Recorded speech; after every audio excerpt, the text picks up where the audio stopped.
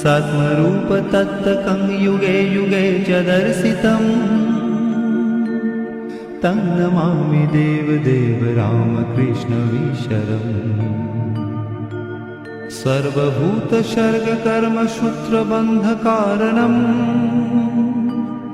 येन कर्म पापपुण्यतारतम्य साधनम् बुद्धिभाष साक्षिरूप सर्वकर्मभासनम् तं नमामि देवदेव रामकृष्णमीश्वरम् सर्वजीवपापनाशकारणं भवेश्वरम् स्वीकृतं च गर्भवासदेवधानमीदृशम्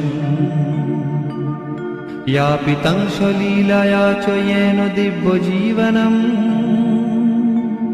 तं नमामि देवदेव रामकृष्णमीश्वरम्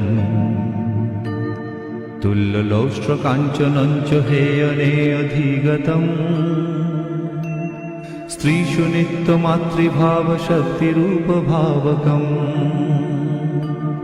येन भक्तिभुक्तिमुक्तिशुद्धबुद्धिदायकम् तं नमामि देवदेव रामकृष्णमीश्वरम् सर्वधर्मगम्य